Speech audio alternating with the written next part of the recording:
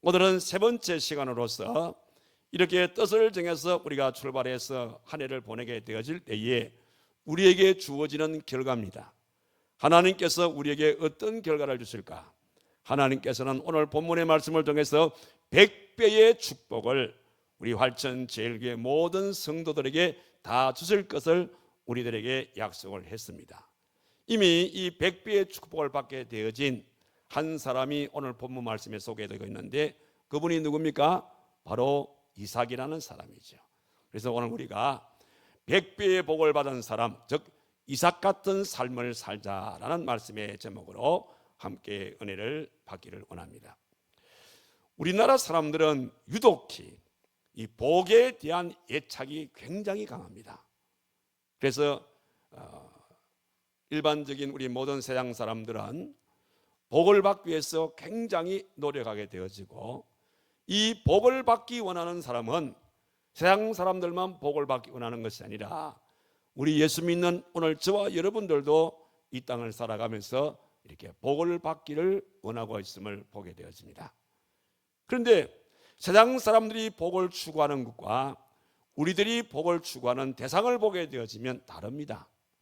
일반적으로 세상 사람들은 복을 받기를 원하는데 복을 받기 위해서 구하는 대상을 보게 되어지면 대부분 보면은 이제 돌을 바라보고 빈다든지, 또 나무의 목상을 바라보고 빈다든지, 다른 타 종교들은 불교는 부처를 바라보고 빈다든지, 또 우리 새해를 맞게 되어지면 동력의 해가 뜨게 되어지면 해를 바라보고 빈다든지, 또 지는 또 달을 보고 빈다든지, 이렇게 자연 만물들을 통해서 복을 빌고 복을 받기를 원하는 겁니다.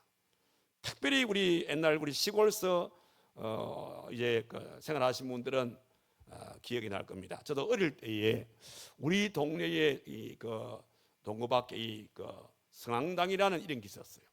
그래서 거기는 보게 되어지면 항상 우리 동구 밖에 큰 나무가 하나 있었고, 그 나무는 항상 이렇게 돌로 이렇게 나무를 쌓아서, 그리고 돌에다가 거기다가 그 새길줄을 이렇게 쳐가지고 거기다가 이제 그 숯도 꽂고 또 소나무도 잎도 꽂고 그다음에 이 고추도 꽂고, 그래가지고 아침이 되면은 새벽 일찍이 우리 할머님들께서 그래서 그 큰 나무 앞에 정한수 떠다 놓고 비나이다 비나이다 하면서 복을 달라고 비는 그런 모습들을 본 적이 있습니다. 그런데 가끔 보면은 거기에 서 있는 나무들은 거의 다 고목나무가 다 돼버렸어요. 여러분, 그런 말이 있지 않습니까? 고목나무가 왜 고목나무가 된 줄 아세요? 고목나무들은 대부분 쏙이 다 이렇게 썩어 있습니다. 고목나무가 왜 저렇게 쏙이 썩었나? 어떤 분이 그런 말을 하더라고요. 고목나무가 왜 쏙이 썩었냐면, 자기는 아무리 생각해도 내가 복을 줄 수 있는 그런 존재가 못 되는데, 이 세상 사람들이 자꾸 자기 앞에 와가지고 그것도 정한수 떠다놨고 비나이다 비나이다 하고 자꾸 자기한테 빌면서 복을 달라 그러는데, 복을 줄 수 없는 내가 복을 달라는 인간들을 바라볼 때 얼마나 내가 속이 상하는지, 그래가지고 고목나무가 그때 속이 팍 다 썩어버렸다. 그런 이제 누가 우스갯소리에 그런 얘기를 하는데 그거는 아니겠죠. 아무튼 세상 사람들은 자연 만물을 바라보면서 복을 달라고 빕니다. 그러나 우리 기독교인들은 어떻습니까? 복의 주체는 자연 만물이 그런 것이 아니죠. 복의 주체는 우리 인간의 생사복을 주관하시는 이 우주 만물을 창조하신 하나님께서 우리에게 복을 주는 것이지, 그런 자연 만물이 우리에게 복을 주는 것은 아니다라는 사실인 겁니다. 오늘 그 사실에 대해서 읽은 말씀에서 한 사람이 소개해주고 있는데, 이 사람은 하나님 앞에 얼마의 복을 받았냐면 100배의 복을 받았어요. 여러분, 100배란 것은 뭡니까? 내가 1억을 투자했는데 연말에 보니까 100억이 되더라, 이 말입니다. 내가 하나를 투자했는데 100이 되어지고, 100을 투자하니까 1000이 되어지고, 이렇게 되어지는 것이 100배의 축복이라는 사실입니다. 그 100배의 축복을 받게 된 사람이 누굽니까? 바로 오늘 본문에 소개되고 있는 이삭이라는 사람입니다. 여러분, 이삭은 누굽니까? 그의 아버지가 누구죠? 아브라함이거든요. 그러니까 결과적으로 이삭이 받았던 이 100배의 축복이라는 것은 이미 창세기 12장의 말씀을 읽어보게 되어지면 우리 하나님께서 아브라함에게 이 축복을 약속해주고 있는 겁니다. 우리가 잘 아는 대로 창세기 12장 1절 이하의 말씀 읽어보게 되어지면 하나님께서 아브라함에게 말씀하십니다. 아브라함아, 아브라함아, 너는 너의 본토 친척 아비 집을 떠나서 내가 너에게 지시할 땅으로 가라. 내가 너에게 지시할 땅으로 가게 되어지면 내가 너로 하여금 복의 근원자가 될 것이다. 내가 너로 하여금 민족을 이룰 것이다. 복의 근원자가 될 것이다. 그 축복이 결과적으로 그의 아들 이삭에게도 하나님께서 꼭 같은 얘기하는 겁니다. 그래서 이 이삭이 아버지의 뜻을 바라보시고 그 약속의 땅에 그가 머물러 있을 때에 하나님께서는 이삭에게 복을 주는데 바로 100배의 복을 주시더라. 그렇게 오늘 성경은 전해주고 있습니다. 자, 이 100배라는 이 복에 대해서는 여기만 나오는 게 아니죠. 우리 예수님께서도 사복음서를 읽어보게 되어지면 특히 마태, 마가, 누가복음을 읽어보게 되어지면 거기에 씨 뿌리는 비유를 통해서 우리 예수님께서 복을 말씀하시는데 씨 뿌리는 자가 씨를 뿌려서 그것이 옥대에 뿌려지게 되어지면 이게 나중에 열매를 맺을 때에 얼마나 맺는다 그랬어요? 30배로 60배로 때로는 100배의 축복을 열매로 맺게 되어진다. 이렇게 말씀하시면서 100배의 축복을 말씀하고 있는 것을 보게 되어집니다. 그래서 이와 같은 100배의 축복을 오늘 본문을 자세히 읽어보게 되어지면 29절의 말씀 보니까 아비멜렉이 그 사실에 대해서 인정해주고 있는 것을 여기서 우리가 볼 수가 있다는 사실이죠.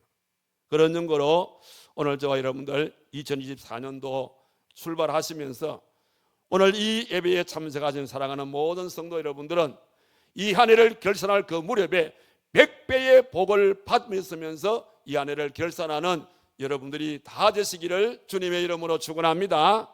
그리 하기 위해서 여러분들이 이 한 해 동안 죄를 범하는 일을 제하고 무슨 일을 하든지 여러분이 하는 모든 일들 속에는 100배의 복을 다 누릴 수 있는 여러분들이 꼭 되시라는 말씀인 겁니다. 자, 그러면 여러분들 100배의 복을 다 받기 원하시죠? 자, 원하시면 오늘 여러분들이 100배의 복을 받기 위해서 이런저런 노력을 하려고 하면 너무 시간이 많을 거예요. 그런데 하나님께서 친절하게 100배의 복을 받은 한 사람을 소개하면서 너희들도 이렇게 살아라 이 말이에요. 오늘 본문 속에 나오는 이 말씀처럼 100배의 복을 받게 된 이삭처럼 너희들도 이삭처럼 살게 되어지면 이런 뜻인 거예요. 이삭처럼 살게 되어지면 너희들도 이삭이 100배의 복을 받은 것처럼 너희들에게도 하나님께서는 100배의 복을 주시겠다. 이렇게 말씀하시는 내용이 오늘의 말씀인 겁니다. 자, 그렇다면 여러분, 이삭이 도대체 무슨 일을 해가지고 저렇게 100배의 복을 받았을까? 궁금하지 않아요? 궁금하시죠? 여러분, 이삭이 하나님 앞에 100배의 복을 받은 것은 우리가 할 수 없는 일을 해서 100배의 복을 받았다. 그러면 여러분들의 마음에 이삭이니까 그렇지. 이렇게 우리하고는 관계 없는 일로 우리가 그냥 담을 쌓을 겁니다. 그런데 오늘 이 본문의 말씀은요, 우리들도 조금만 노력하게 되어지면 우리도 이삭처럼 분명하게 여러분들도 복을 받을 수 있는 길이 여기에 소개되어 있으니까 여러분들이 더욱더 오늘 이 말씀에 잘 마음속에 새겨서 여러분들도 이삭의 삶을 요즘 우리가 쓰는 말씀 용어죠. 벤치마킹 하십시오. 이삭의 삶을 여러분의 생활 속에 벤치마킹하게 되어지면 여러분 또한 이삭처럼 이 한 해 동안 이 복이 주어진다, 그런 말씀이거든요. 그럼 이삭은 도대체 어떤 생활을 했을까? 오늘 이 말씀을 읽어보게 되어지면 이삭은 하나님 앞에 어떤 일을 계획을 세웠을 때에 절대적으로 포기하는 일이 없습니다. 포기하지 아니하고 일을 행하는 가운데서 굳이 우리가 다투지 아니하고 양보할 일이 생겨지게 되어지면 절대적으로 양보하는 그런 삶을 살았던 사람이 바로 이삭입니다. 그러니까 하나님께서 이삭에게 100배의 복을 주신 것은 무슨 일이든지 포기하지 아니하고 그리고 양보의 삶을 살 때에 그걸 보시고 하나님께서는 이삭에게 이 복을 주었더라, 그런 말인 겁니다. 자, 그러면 이 말씀의 배경을 조금 설명할 필요성이 있겠죠. 지금 이삭이 살고 있는 이 지역은 바로 하나님이 택한 이스라엘 백성들이죠. 그 이스라엘 사람들은 그들의 생활을 보면 주로 유목민 생활들을 많이 하고 있는 그런 이제 삶인 것입니다. 유목민이라는 것은 짐승을 키우면서 살아가는 그런 생활이죠. 짐승을 키울 때에 필연적으로 필수적인 것이 하나 있습니다. 그게 뭡니까? 바로 물입니다. 물. 짐승은 물을 마시지 못하면, 우리도 마찬가지, 물을 마시지 못하면, 밥은 우리가 굶을 수 있어도 물을 먹지 못하게 되었으면 우리는 죽어요. 그런데 이 이스라엘은 물 구하기가 참 힘듭니다. 왜냐하면 사막지대이기 때문에. 사막지대에서 물을 구하려고 하면 이게 얼마나 어렵냐면, 사막이니까 그냥 표면적으로 물이 없어요. 그러니까 우물을 파야 된단 말이에요. 여러분, 우리가 생각할 때 뭐 우물 파는 거 별로 뭐 대수롭지 않게 생각하는데, 사막지대에서 우물을 파려고 그러면 얼마나 파야만이 우물이 나오는 줄 아세요? 그 당시에 그 시대에 뭐 요즘처럼 좋은 기계가 있습니까? 뭐 있습니까? 다 사람이 손으로 땅을 파서 그래서 물을 키워내는데, 그러면 이 사막에서 우리가 우물을 우물물을 먹으려고 하면 얼마를 파 내려가야만이 우물이 나오냐면요. 물이 나오냐면 일반적으로 보통 150m에서 200m를 파야 됩니다. 굉장하죠. 우리나라는 한 뭐 100m 다 필요 없어요. 우리나라 뭐 웬만한 건 주로 이 전력 같은 데는 뭐 30-40m만 파도 물 나와요. 우리 식수 같은 경우는 우리 요 지역 한 100m 파니까 식수가 아주 안반에서 물이 솟아 오르더라고요. 근데 지금 그 사막지대는 최소한의 150m야. 그리고 또 200m 그 사이에서 물이 올라오게 되니까 이 우물 하나 판다는 게 얼마나 힘들어요. 그러니까 그들은 이 우물이라는 게 하나의 그 가정에서 하나의 이게 가보로 내려올 정도로, 아브라함이 우물 판 것을 이삭이 그것을 먹는 이런 가보로 내려오는 이게 우물입니다. 그런데 문제가 생겼어요. 이렇게 우물을 구하기가 어려운 이런 시대에 그러나 이삭은 가는 곳곳마다 우물을 파게 되어지는데, 우물을 파놓기만 하면 그럴 사람들이 나타나가지고 이거는 우리 땅인데 우리 땅에 너희가 우물을 파 하면서 다 우물을 빼앗아가 버려. 여러분 같으면 어떻게 하겠어요? 내가 팠는데 하고 막 그냥 싸움이 일어나겠지요. 그런데 이삭은 다투지를 안 했어요. 그래서 그럴 사람들이 우물을 빼앗아 가기도 하고, 또 이들이 또 심술보가 터져가지고 이삭이 그렇게 이렇게 힘들어서 우물을 봤는데 그걸 또 다 메꿔버려. 메우기도 하고 그 다음에 또 빼앗아가기도 하고. 자, 이렇게 했을 때에 이삭은 다투지 아니하고 다 양보합니다. 그냥 주자 하고 또 다른 곳으로 가게 되었습니다. 자, 이런 상황을 보게 되어질 때에 아이고야 헛수고했네, 참 기가 막힐 일 아닙니까? 저래 가지고 앞으로 어떻게 살 것인가 그렇게 걱정스러워요. 그런데 그렇게 포기하지 않고 양보하고 또 자리를 옮겨서 또 우물을 파면 또 우물이 나는 거예요. 신기하지 않습니까? 이렇게 또 우물을 파면 또 그럴 이 목자들이 와가지고 또 그걸 빼앗아 가기도 하고 또 그걸 메꾸기도 합니다. 그런 가운데서도 계속적으로 하나님께서 이 이삭에게 복을 주게 되어지니까 계속적으로 파는 곳곳마다 물이 나는 거예요.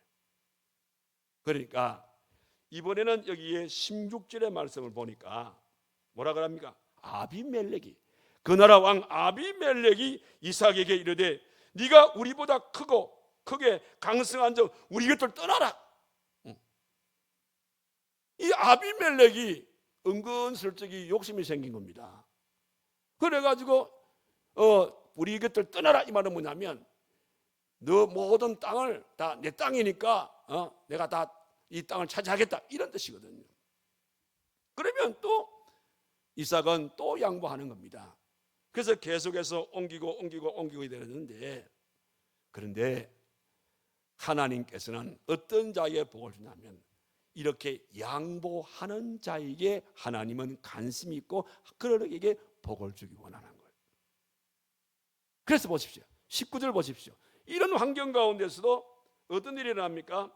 이삭의 종들이 골짜기를 파서 샘 근원을 얻었더니, 샘 근원이 뭡니까? 샘이 솟아오르는 가장 근원이 있거든요.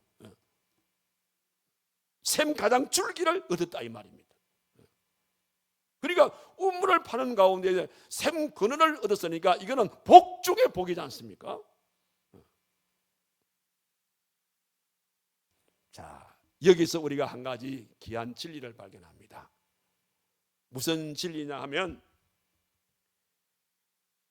양보하는 것은 모든 것이 끝나는 것이 아니라 양보는 곧 진보다. 한번 따라해 보세요. 양보는 진보다. 양보를 하는 것은 끝나는 거 아닙니다. 양보 그 자체가 바로 진보하는 겁니다. 새로운 세계를 향해서 나간다 이 말입니다. 하나님의 축복의 방법은 이렇게 양보가 진보인 줄 알고, 그래서 양보하고 또 떠나게 되어지고 또 새로운 일을 포기하지 않고 하게 되어질 때에 하나님께서는 바로 그런 자에게 큰 복을 하나님께서 주시게 되어지더라 이 말씀입니다. 그렇기 때문에 우리 사랑하는 성도 여러분, 어떤 어려움이 있어도 절대적으로 이 한 해 낙심하지 마시기를 바랍니다. 왜냐하면 어려움은 힘든 것이지만 지나고 나게 되어지면 우리에게 오히려 그 어려움이 유익하게 되어지기 때문인 것입니다. 그래서 시편 119편 71절의 말씀 보니까 고난당하는 것이 내게 오히려 유익이라, 그렇게 말씀하고 있음을 보게 되었습니다. 사실적으로 오늘 우리들에게 고난이 없으면, 우리 성도들에게 고난이 없으면 어떤 일이 날까요? 여러분, 고난이 없으면 기도 생활을 제대로 하겠습니까? 우리의 생활 속에 고난이 없다고 생각할 때에 여러분들이 오늘 이렇게 주일날 주님 앞에 나와서 열심으로 말씀을 듣고 또 우리가 주님 앞에 충성스럽게 그렇게 신앙생활을 할 수 있겠습니까? 우리가 어떻게 보게 되었지만 우리의 생활 속에 크고 작은 고난들이 항상 우리의 생활 속에 있기 때문에 그것이 하나의 근거가 되어져서 하나님께 기도하게 되는 것이고, 그것 때문에 우리가 더욱더 하나님께 매달리게 되어지는, 이게 우리 신앙생활 아니겠어요? 저는 그래서 개인적으로 하나님 앞에 기도할 때에 우리 목사님 너무 매정하신 거 아닌가 할지 모르겠지만, 저는 제가 개인적인 기도할 때에, 특히 또 우리 성도들을 위해서 기도할 때에 제가 빠뜨리지 않는 기도 중에 하나가 뭐냐면, 하나님, 우리 사랑하는 모든 성도들에게 약간의 고난을 주시기 바랍니다. 매정하지? 그제? 이 목사님 안 그래도 고생인데 목사님을 또 그렇게 하면 안 되죠. 이유가 있어요. 여러분들을 제가 지금 이 교회에서 내가 41년 목회하고 있잖아. 내가 여러분들 우리 이거 청년들은 늘 태어나기 전부터 내가 여기 있었어. 우리가 학생들 같은 경우는 너희가 이 땅에 태어나서 이 공예배에 처음 왔을 때에 내가 너희를 다 안고 하나님 축복기도 해준 사람입니다. 여러분의 가정사를 내가 다 압니다.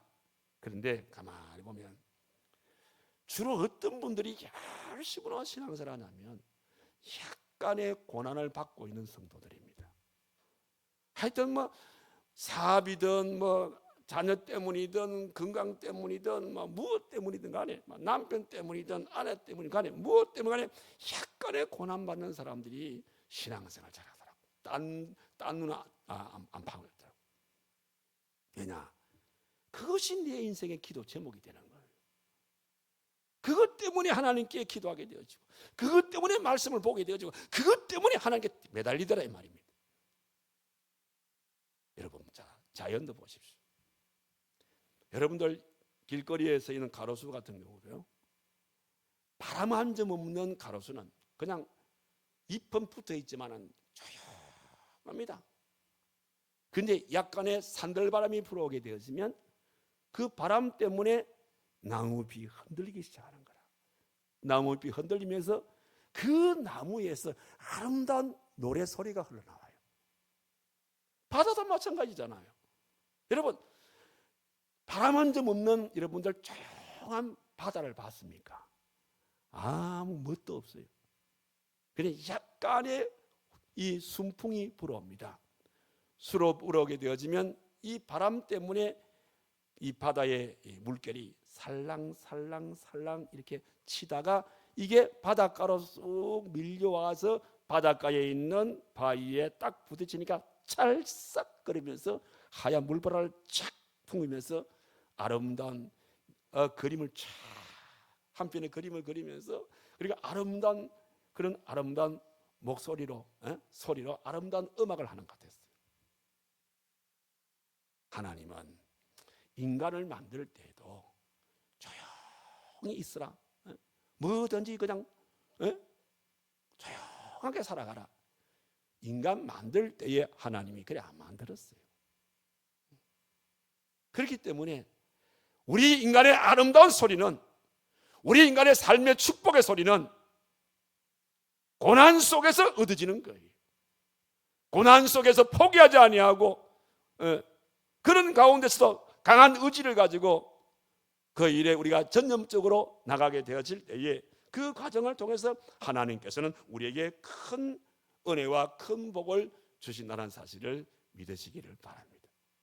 나는 그래서 우리 성도들이 약간의 고난받는 것을 위해서 기도합니다.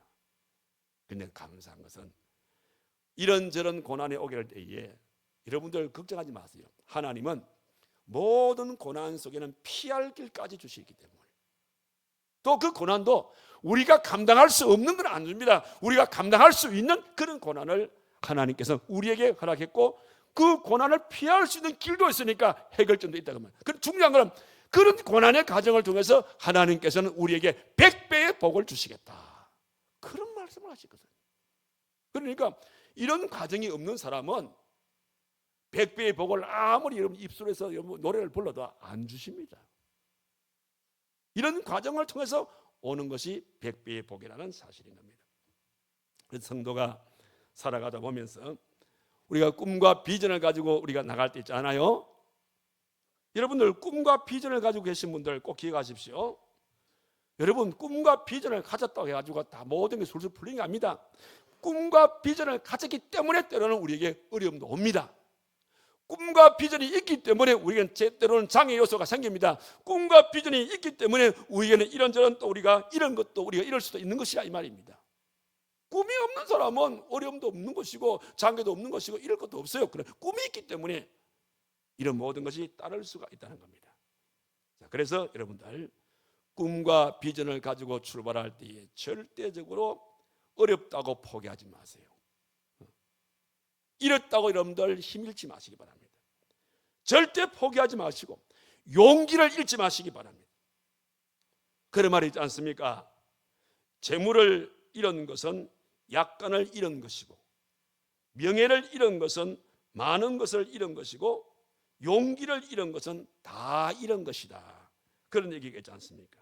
그러므로 힘들고 어려울 때일수록 하나님은 더욱더 우리에게 가까이 찾아오시는 겁니다. 여러분이 아이 키워봤잖아요.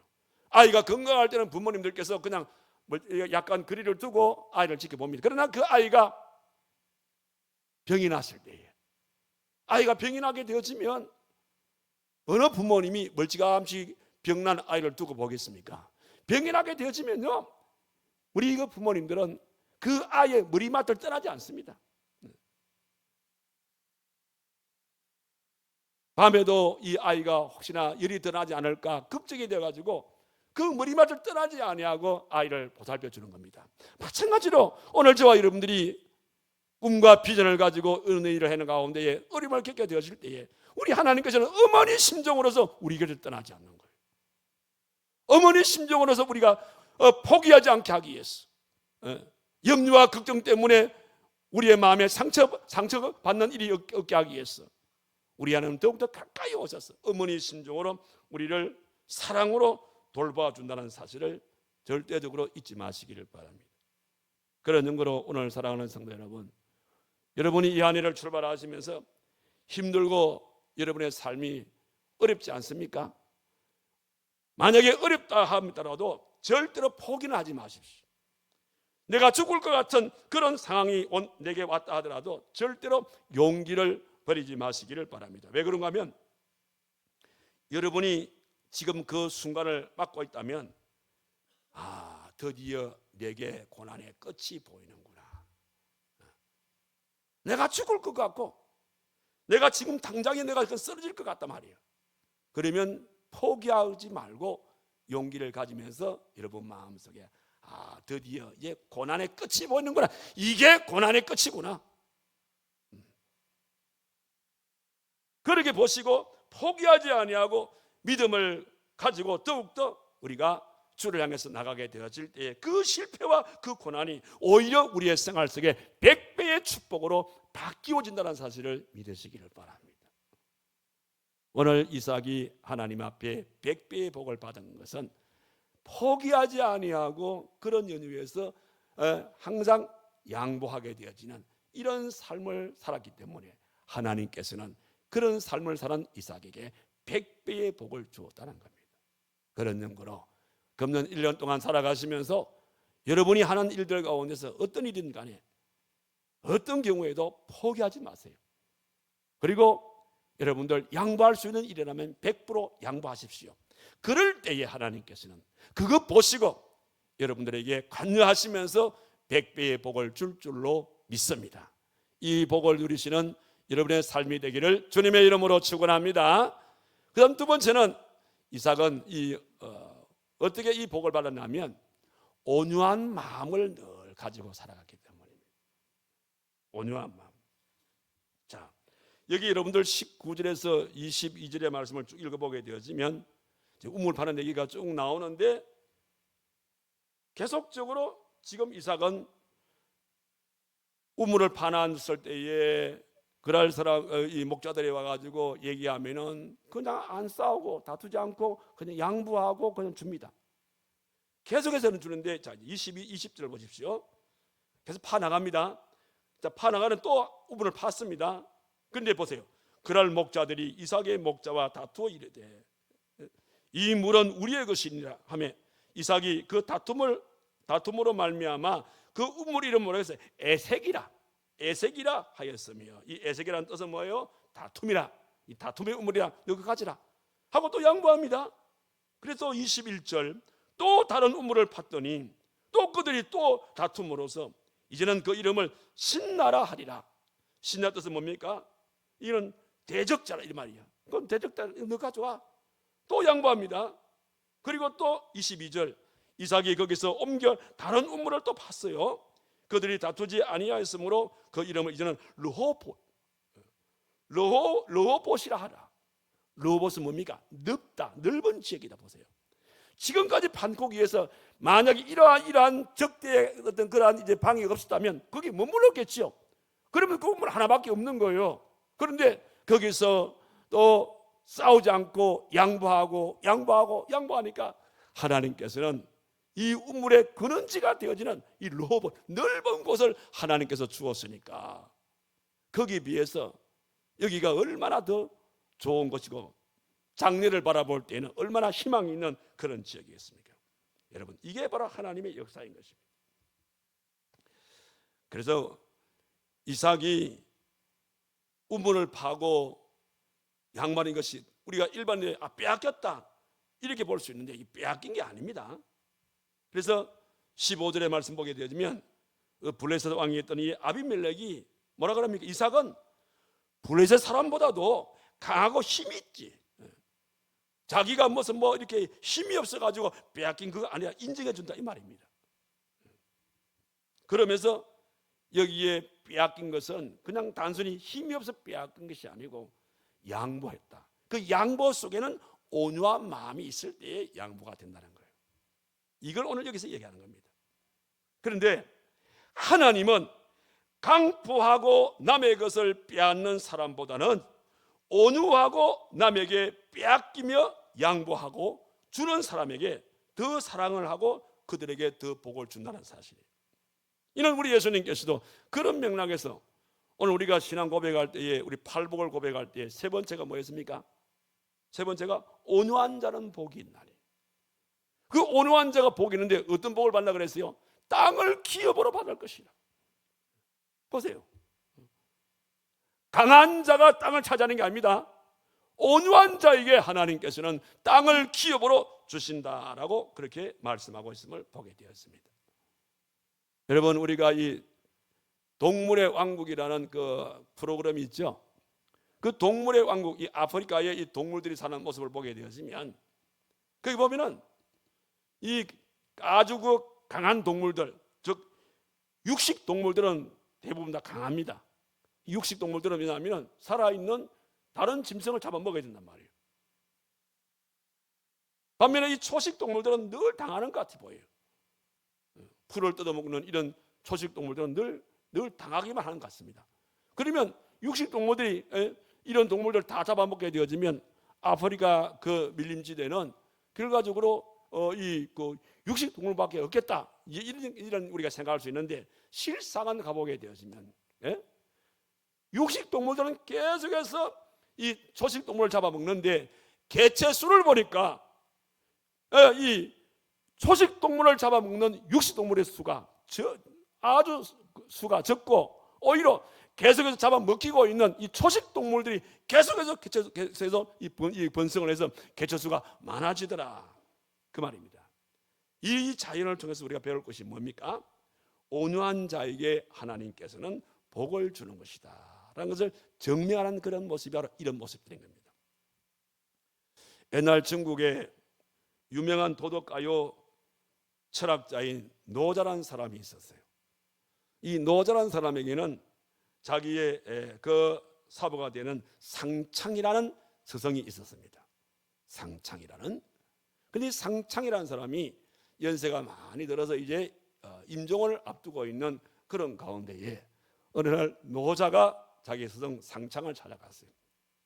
그리고는 사부님, 이제 제가 볼 때에 사부님께서 이 땅에 머무실 시간이 그렇게 많이 남지 않은 것 같은데, 사부님, 저한테 아직까지 저한테 가르쳐줄 도가 있으면 말씀해 주십시오. 이렇게 이제 정중하게 사부님한테 얘기했어요.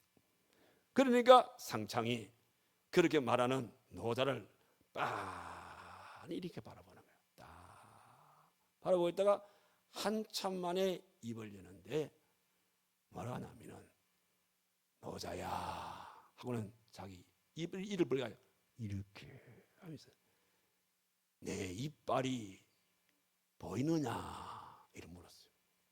그러니까 상창이, 사부님 이빨이 하나도 없습니다. 그래. 그러면서 조건이 나오죠. 이번에 혀를 내면서, 노자야 내 혀가 보이느냐? 예 사부님 혀가 보입니다. 그렇게 얘기했어요. 그러니까 이 상창이 노자한테 하는 말이, 이제 알겠느냐? 그게 끝이야. 그러니까 이 노자가 벌떡 일어나 가지고 자기 사부 상창에게 큰 절을 하면서, 사부님 알겠습니다. 여러분, 이 상창이 마지막 자기의 제자 이 노자에게 무엇을 지금 전해주고 있습니까? 인생이란 강하다고 잘 사는 게 아니에요. 이빨 봐라. 이 이빨이 얼마나 강하냐. 이빨이 평소에 자기 힘세다고 뚝 하면은 힘 약한 혀를 깨물기도 하고, 입술을 깨물러 가지고 피를 내기도 하고. 그런데 힘 약한 혀와 이 입술은 늘 당하기만 하고 있잖아. 그런데 네가 나를 보고 있잖아. 힘세다고 자랑했던 이빨은 이렇게 세월이 흐르니까 부서지기도 하고 깨지기도 하고, 그리고 빠져버렸어. 이제는 다 이 몸에 이빨이 없노라. 그러나 늘 당했던 혀와 입술은 아직도 건재하지 않느냐. 뭡니까? 결국은 이 상창이 자기 제자 노자에게 주고 싶은 그 교훈이 뭐냐면 바로 그것은 온유하고 겸손함만이 오래 남는다. 그러니 너도 온유하고 겸손해라, 그 얘기 아니겠어요? 여러분, 온유하고 겸손한 자가 마지막까지 남게 되어 있습니다. 그러니 여러분들, 마지막까지 온유하고 겸손한 사람으로 남기를 원한다면 그걸 방해하는 요소가 있어요. 그게 바로 뭐냐면 불평과 원망입니다. 여러분의 생활 속에 불평하는 마음이 생겨지게 되어지고 원망하는 마음이 생겨지게 되어지면 이게 우리 마음의 하나의 가라지가 되는 거예요. 이게 우리 마음에 자리를 잡게 되어지면 절대적으로 그 사람이 인생에서는 온유를 찾아올 수가 없어요. 그런 연고로 여러분의 생활 속에 불평이 찾아오게 되어지고 원망이 여러분 마음에 찾아오게 되어지면 빨리 내보내시기 바랍니다. 그걸 여러분 마음에 빨리 내보내버려야 되지, 그걸 품게 되어지면 그것이 나를 병들게 만드는 거예요. 그래서 우리 하나님께서 우리들에게 말씀하신 것이 온유한 자가 되라는 거예요. 온유한 자가 땅을 차지하고 온유한 자가 사람을 차지하게 되어지고 온유한 자가 결과적으로 100배의 복을 받게 되느니라, 그렇게 말했어요. 그런 거로 여러분들 온유한 성품을 통하여서 100배의 복을 누리는 여러분 되기를 주님의 이름으로 축원합니다. 그다음 마지막 하나는 무엇인가 하면, 아주 중요한 사항입니다. 이삭이 100배의 복을 받은 것은 바로 브엘세바를 떠나지 않았기 때문이에요. 한번 따라해 보세요. 브엘세바. 다시 한번 브엘세바. 여러분, 이 브엘세바는 어떤 것입니까?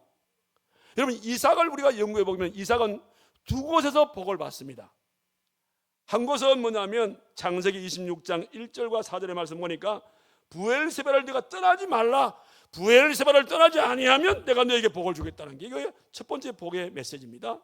또 하나의 메시지는 뭐냐면 창세기 26장 오늘 읽었죠. 23, 25절 보니까 그랄 지방에 거하다가 브엘세바로 왔단 말이요. 브엘세바로 오니까 하나님께서 약속한 그 100배의 복을 브엘세바에서 하나님께서 이 이삭에게 주었더라, 이 말이거든. 그럼 브엘세바라는 뜻이 뭐예요? 브엘세바는 맹세의 운물이라, 이런 뜻입니다. 하나님께서 그의 아버지 아브라함에게 브엘세바를 떠나지 말라 했지 않습니까? 그럴 때 아브라함이 창세기 21장 33절의 말씀 보니까 아브라함은 브엘세바에서 에셀나무를 심고 거기에서 영원하신 여호와의 이름을 부르며 하나님께 제단을 쌓고 살았더라. 그곳에 살았다, 이렇게 말했어. 여기에 에셀나무가 어떤 나무인 줄 아세요? 에셀나무. 여러분, 에셀나무는 사막에서 자라는 나무입니다. 저 보세요. 물 없는 사막에서 자라는 저 에셀나무인데 물이 없는 곳에도 불구하고 저렇게 아주 무성하게 자라지 않습니까? 저 에셀나무가 지금 무성하게 자랄 수 있는 그 이유가 뭡니까? 에셀나무 뿌리 때문입니다. 여러분, 에셀나무 이 뿌리는 보통 30m 이상으로 뻗어갑니다. 어디까지 가는 줄 압니까? 물이 있는 곳까지 가는 겁니다. 그래서 아브라함이 창세기 21장 33절에서 그래서 에셀나무를 바로 브엘세바에다가 심어놓은 거예요. 브엘세바. 그래서 브엘세바에다가 에셀나무를 심고 거기에서 제단을 쌓았더라. 즉 교회 중심의 삶을 말하는 거예요. 자, 그래서 여러분들이 이거는 가문적으로 해요. 가문적으로. 아브라함의 아들 이삭, 이삭의 아들 요셉, 이분들이 보면 가문의 그들의 신앙을 굉장히 중요하게 성경합니다. 만약에 아버지가 심어놓은 거기에 가지 않았다면 이 복을 못 받지 않습니까? 그러니까 아브라함도 제단 중심으로 이삭도 제단 중심으로 살았단 말입니다.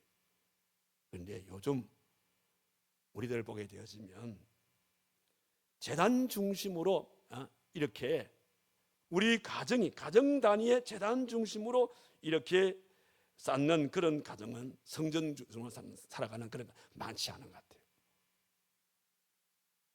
보면 아버지는 활천제일교회 나가고, 아들은 또 다른 교회 나가고, 또 딸은 또 다른 교회 나가고, 이 교회 나가고 저 교회 나가고, 이게 막 흩어지는 경우들이 많아요. 물론 거리적인 면에서 예를 들어서 먼 곳으로 이사를 가기 때문에, 그냥 제가 말하는 이것은 뭐냐면 올 수 있는 범위 안에서를 말하는 겁니다. 올 수 있는 범위 안에서 결과적으로 한 가문이 하나의 재단을 이루지 못합니다. 여러분, 우리 활천제일교회 출석하시는 우리 부모님들께서는요, 이것이 브엘세바입니다. 이것이 여러분이 출석하고 있는 이 교회가 이 브엘세바 교회입니다. 그러면 여러분들이 적어도 이삭의 축복을 받으려면 여러분 중심으로 해가지고 여러분의 자녀들이 활천제일교회에 함께 모이게 되어질 때에 이게 가능한 거예요. 이게 그렇지 못할 때에는 죄송합니다만은요, 여기 해당되지 않습니다. 제가 수년 전에 대구의 어느 통합적 교단에 어느 교회 집회를 갔어요. 그 교회 가니까 세상에 한 교회 안에 장로님이, 한 가문에 한 가정에 장로님이 3사람이라. 할아버지 장로님은 은퇴 장로님, 아버지 장로님은 신부 장로님, 아들 장로님은 몇 년 전에 이렇게 또 장로 안수 받았어요. 그러니까 한 교회 안에 3분의 장로님이 한 가정의 장로님들이야. 이런 걸 말해서 브엘세바를 말하는 거예요. 그 마침 제가 갔을 때에 은퇴하신 그 할아버지 장로님이 생신이었어요. 그 주일 이제 예배 마치고 난 다음에 제가 초대받아 안 갔습니까? 야, 가니까 진짜로 사회적으로 빛과 번쩍합니다. 식사하면서 제가 이래저래 물으면서 보니까 하나님께서 브엘세바에 모인 이 가정에 복을 안 주면 이 말이 거짓말이 된답니까? 할아버지를 통해서 아버지가 그 자식이 떠나지 않고, 자식이 떠나지 않으니까 자식도 안 떠나는 거야.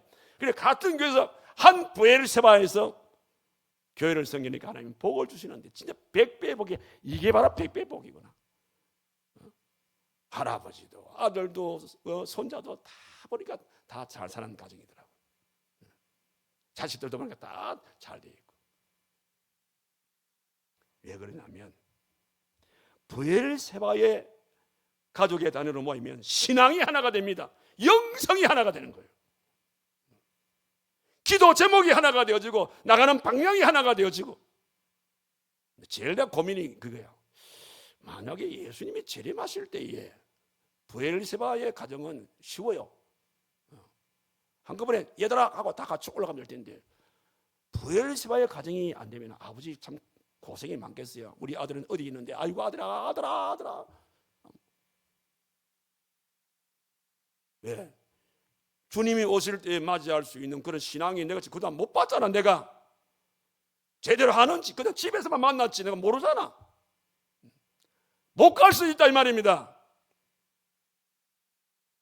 그런데 브엘세바의 가정은 매일 눈에 보고 있잖아. 그러니까 교회 사회가 되어지면 기도 제목이 같습니다.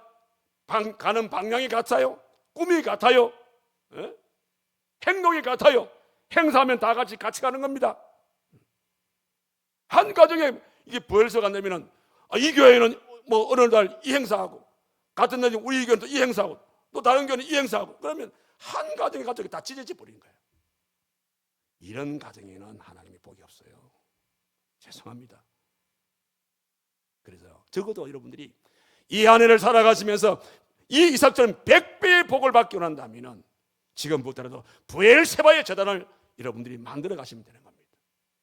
그래야 할 때 하나님이 어떤 복을 주십니까? 이게 보니까 첫째, 100배의 복을 주어서 너로 하여금 거부가 되도록 만들어 주겠다. 두 번째는 형통의 복을 주겠다. 세 번째는 하나님이 함께하는 복을 주겠다. 마지막은 인정받는 복을 주겠다. 그렇게 말했어요.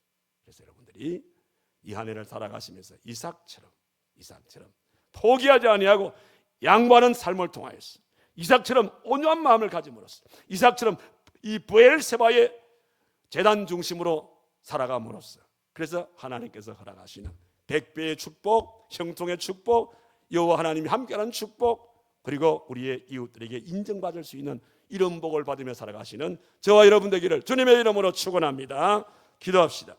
거룩하신 살아계신 하나님 아버지, 이삭을 통하여 100배의 복을 약속하신 주님, 우리들도 이 한 해를 살면서 이삭처럼 100배의 복을 누리기를 원하온즉 우리의 가슴 속에도 이삭처럼 포기하지 않고 양보할 수 있는 마음을 주시고 온유한 마음을 주시고 브엘세바를 중심으로 해서 온 가족이 하나 될 수 있는 이런 귀한 아름다운 삶을 통하여서 100배의 복을 얻어 거부가 되게 하시고 형통의 복을 누리게 하시고 하나님께 늘 함께하는 복을 누리게 하시고 우리의 이웃들에게까지라도 인정받는 삶을 통하여 하나님께 아름답게 영광 돌리고 살아갈 수 있는 우리 모두의 삶이 되도록 하나님이 거기에 축복하여 주시옵소서.